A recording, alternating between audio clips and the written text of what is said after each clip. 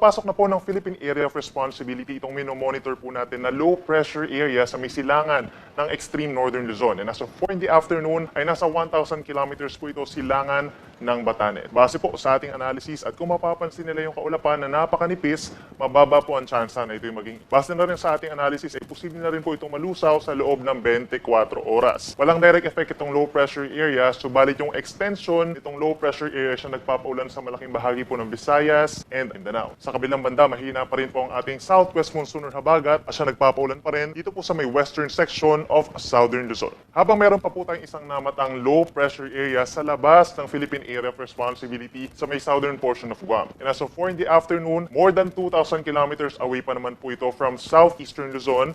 And based sa ating analysis, mababa pa rin ang chance na itong low pressure area maging isang bagyo sa loob ng 2 araw. Subalit patuloy po natin itong mamonitor dahil in the coming days ay unti-unting lalapit dito sa may ating Philippine Area of Responsibility itong low pressure area. Posibleng pumasok either Sabado or Linggo at hindi rin natin inaalis yung chance ay ito ay ma-develop bilang isang mahinang bagyo sa mga susunod na araw given na favorable po yung ating environment dito sa area na ito. So patuloy po tayong magmo-monitor. Sa mga susunod na oras or mamayang gabi hanggang bukas ng madaling araw, malaking bansa pa rin po magkakaroon ng mga pag-uulan. Kung dito sa Visayas and Mindanao, dahil po dun sa buntot or extension ng low pressure area sa loob ng ating Philippine Area of Responsibility. Yung mga pag-uulan natin minsan malalakas, lalo na po dito sa may western section of Visayas at dito rin po sa may Zamboanga Peninsula. Kita rin yung mga malalakas po ng mga pag-ulan ngayong gabi dito sa may Paping Caraga and northern Mindanao. So mag-ingat po sa mga posibleng pagbaha at pagguho ng lupa at laging magantabay po sa ating mga thunderstorm advisories, rainfall advisories, or worst case scenario po ay heavy rainfall warnings. Other areas of Mindanao, bahagyang maulap hanggang maulap ang kalangitan, nasasamahan ng kalat-kalat na ulan. Ngayong gabi hanggang bukas sa madaling araw, particularly itong Bangsamoro, Socsogen, and Davao Region. Sa ilang parte po ng southern Luzon, dito sa may northern portion of Palawan as well as occidental Mindoro, mataas din po ang tsansa ng mga pag-ulan ngayong gabi. Hanggang bukas ng madaling araw, dulot po yan ng habagat.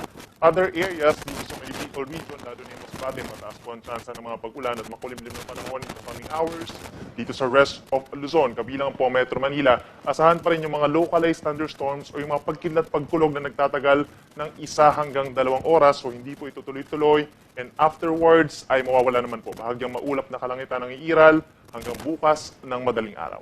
By tomorrow, September 28, asahan pa rin ang mataas na chance ng ulan over the northern portion of Palawan. Kabilang na po ang Calamian and Kalayaan group of islands. So mag-ingat po sa mga posibleng baha or landslides dahil po yan sa habagat. Kung dito naman sa may Bicol region, asahan po yung maulap na kalangitan na sasamahan din ng kalat-kalat na ulan and thunderstorms, lalo na po sa hapon at gabi bukas dahil naman dun sa trough ng low pressure area. And for the rest of Luzon, kabilang po ang Metro Manila, halos similar po na weather conditions as today ang mangyayari po by Thursday. So asahan pa rin ang bahagyang maulap hanggang maulap na kalangitan. May kainitan lalo na po sa tanghali. For Metro Manila, possible yung hanggang 33 degrees Celsius. Ganyan po sa Tuguegarao City. At possible din yung mga localized thunderstorms o yung mga pulupulong pag-ulan at pagkidlat, pagkulog. Sa malaking bahagi po ng Visayas by tomorrow, magdala po ng payong dahil asahan pa rin ang mga pag-uulan dulot ng trough or extension ng low pressure area. So asahan po natin yung mga kalat-kalat na ulan and thunderstorms. Bagamat hindi tuloy-tuloy, ay maaari pa rin ito mag-cause ng mga pagbaha at pagbuho ng lupa. Sa Mindanao, pinakang uulanin bukas ang eastern portion dahil dun sa extension ng low pressure area. So itong Caraga and Davao Region, asahan din po yung kalat-kalat na ulan and thunderstorms lalo na po sa hapon hanggang sa gabi.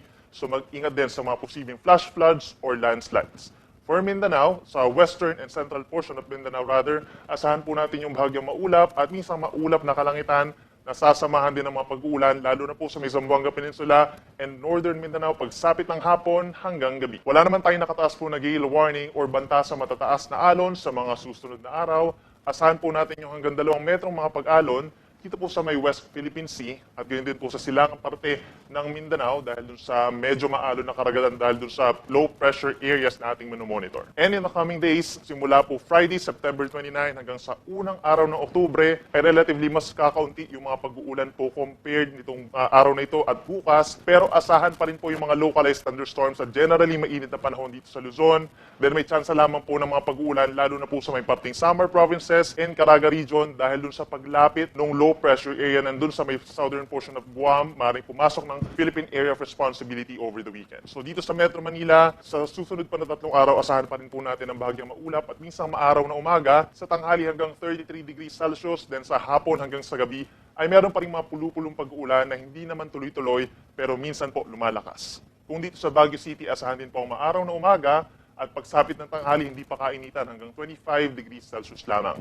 Then sa hapon hanggang sa gabi, asahan ang maulap na kalangitan in many areas of the Cordillera region at mataas din po ang tsansa ng mga pulupulong pagkidlat, pagkulog. Sa ating mga kababayan po for Bicol Region, pagsapit ng Friday, makulimlim pa rin ang panahon at sasamahan yung mga pag-ulan, bagamat hindi naman po tuloy-tuloy, may mga light to moderate rains pa rin po. So magdala ng payong, Sabado, mostly cloudy skies, which nagpapakita naman si Haring Araw, and then mas mababa na yung tsansa ng ulan.